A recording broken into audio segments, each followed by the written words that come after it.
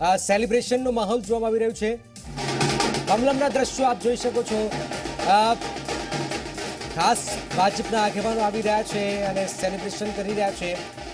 એક જીત અને આંકડો 100 સુધી પહોંચી ગયો। એક શતક માર્યું છે ગુજરાતમાં ભાજપે। તો આપ જુઓ કે આ એક મહત્વપૂર્ણ હતું કે ભાઈ 2 આંકડામાં જ આપની જીત હતી। હવે આંકડો 3નો થઈ ગયો છે। 99 થી 100 સુધી પહોંચી ગયા। શતક માર્યું છે પણ એક મહત્વપૂર્ણ હોય, આપ ભલે 99 માં આઉટ થાવ પરંતુ આપણું શતક ન ગણાય। પરંતુ હવે શતક થઈ ગયું છે, લગભગ જીત ફાઇનલ છે અને 15 રાઉન્ડ 17-18 હજારની લીડ। તો જીતની ઉજવણી થઈ રહી છે, લીડમાં સતત વધારો થઈ રહ્યો છે અને હવે કોઈ ચમત્કાર પણ ન કરી શકે, કારણ કે 2-3 હજારની લીડ કદાચ ઓછી થાય। હવે જીતની ઉજવણી આપ કમલમની બહારથી જોઈ શકો છો। હાલાકી તમામ જે નેતાઓ છે એ ત્યાં રાજકોટ અને જસદણ વિસ્તારમાં છે, એટલે કાર્યકરો ત્યાં આવી રહ્યા છે। ઓછા કાર્યકરો છે પરંતુ મુખ્યમંત્રી ગમે તે ક્ષણે પહોંચી શકે છે, 2 વાગ્યાની આસપાસ પહોંચી શકે છે। જીતુ વાઘાણી ત્યાં પહોંચી રહ્યા છે જસદણમાં અને આજે ભવ્ય કાર્યક્રમનું પણ આયોજન કરવામાં આવેલું છે। તો લોકોમાં ખુશીનો માહોલ અને કમલમમાં એક પછી એક લોકો આવી રહ્યા છે, ધીરે ધીરે લોકો આવી રહ્યા છે અને આ ઉજવણી કરી રહ્યા છે। ભાજપનો જસદણ બેઠક ઉપર વિજય થયો છે અને આ વિજયને કારણે એક ભાજપમાં ઉત્સાહનો માહોલ સર્જાયો છે।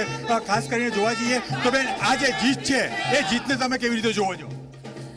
ભારતીય જનતા પાર્ટીનું જ્યારથી ગુજરાતમાં શાસન આવ્યું છે ત્યારથી વિકાસની રાજનીતિ એ ભારતીય જનતા પાર્ટીનો મુખ્ય સિદ્ધાંત છે અને વિકાસની રાજનીતિ ભારતીય જનતા પાર્ટીના શાસને કરેલી છે।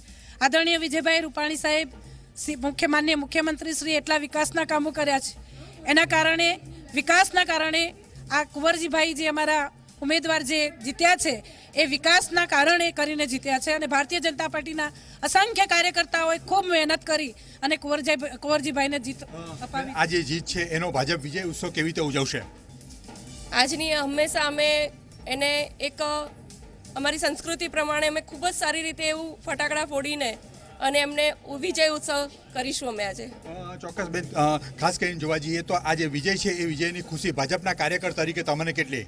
મને આજની ખુશી એટલી બધી છે ને કે આજે મને એવું લાગે છે કે 2019ની જીત, આ જીત એ અમારી 2019ની જીત નિશ્ચિત છે એ બતાવી રહ્યું છે અને એક એક કાર્યકર્તાના મનમાં આજે ઉમંગ અને ઉલ્લાસ ફરીથી પાછો તાજો થશે। અને કોંગ્રેસને તો જે 3 રાજ્યોમાં બગાસું ખાતા પતાસું મળ્યું છે, જે મતોનું જે છે એ તો મતો તો અમારા એમના કરતાં વધારે જ છે, પણ આજની જીત એ અમારી નિશ્ચિત 2019ની જીત છે। ચોક્કસ વિજયનો ઉત્સવ છે। જે પ્રકારે આપણી સાથે કેસી જોડાયા છે, કેસી પટેલ, આ સમગ્ર જે વિજય છે એ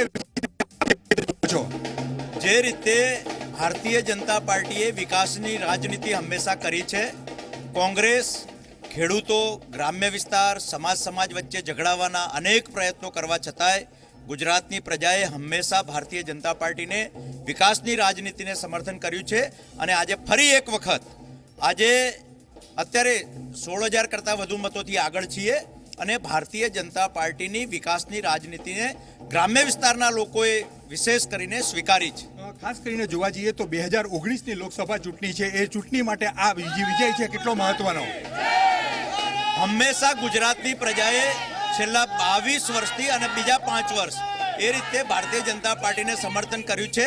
આજે જસદણની પેટા ચૂંટણી જીતીને કુંવરજીભાઈ બાવળિયા અને 100નો આંકડો એ આજે મેળવ્યો છે અને ફરી એક વખત લોકોના વિકાસના કામો કરવા માટે પ્રેરણા મળશે।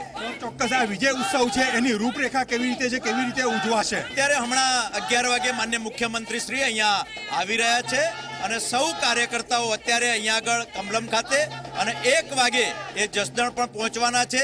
અત્યારે અમારા પ્રદેશના અધ્યક્ષ જીતુભાઈ વાઘાણી એ જસદણ પહોંચી ચૂક્યા છે। 1 વાગે એ વિકાસ યાત્રામાં જોડાશે અને આજે સમગ્ર ગુજરાતમાં જિલ્લા મથકો અને શહેરોમાં આજે એના વિજયના વધામણા કરવામાં આવશે। ચોક્કસ કેસીજી, આભાર તમારો। ખાસ કરીને જોવા જઈએ તો કિસાન સંઘ, કિસાનોના, ખેડૂતોના મુદ્દા બહુ હતા। આપ કિસાન સંઘની પાખના છો, તો આપ પોતે શું વ્યક્તિગત શું માનો છો? આ વિજય છે કેવી રીતે માનો છો? કોંગ્રેસે છેલ્લા ઘણા સમયથી ગુજરાતના ગ્રામ્ય વિસ્તારમાં, ખેડૂત વિસ્તારમાં જૂઠાણા ફેલાવવાનું શરૂ કર્યું હતું।